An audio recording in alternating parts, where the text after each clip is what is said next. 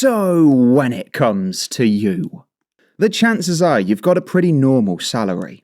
Like you go to work and then they pay you. But I gotta tell you, when it comes to the government, they're always doing some pretty weird things.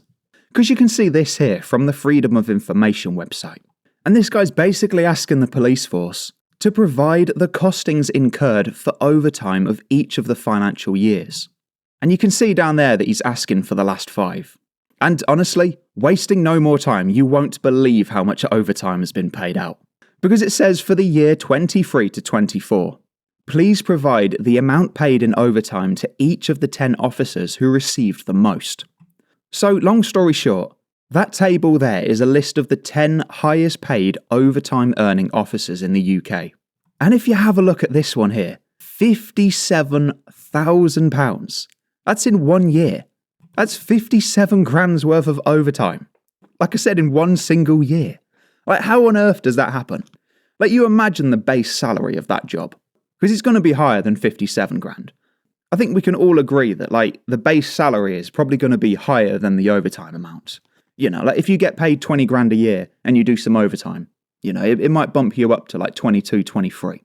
But there's no way that on a 20, 30 grand a year job, you're getting paid 57 grand in overtime. So like I said, this is going to be one of those high up positions. Or at least I'd like to think it is. Same here with 52 grand and then 50,000. I just can't imagine how it gets into this sort of state. Like, that's a whole nother employee. Or maybe 2 employees, to be honest with you. And, like, I guess on one hand, like, fair play to these people to put themselves in a position to do that much overtime. But on the other hand, should the police really be getting into this sort of a state? Just paying out this much money in overtime payments? Whereas, like I said, they could have just employed someone else entirely. And if we scroll down here, it says that overtime is always carefully monitored, calculated and authorised, just to ensure that we provide the most cost-effective service for our communities. So as it says here, they're going for cost-effective services. But I really wouldn't be surprised if in some of the communities that they're serving, that is going to far outdo the average wage. Like in some areas in the UK, that's going to be twice the average salary. So they're on about cost-effective solutions for the communities. But when you got, what, like £250,000 just being paid between 5 people, I really don't think it's very cost-effective. Especially not when we've seen crime at record highs.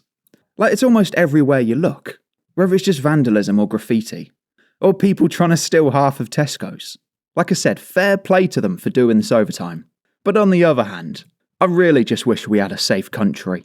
And if you enjoyed this video, seeing information that you're quite literally not going to see anywhere else, rather than just taking the one bit of news that everyone is talking about, and just doing that for the entire week.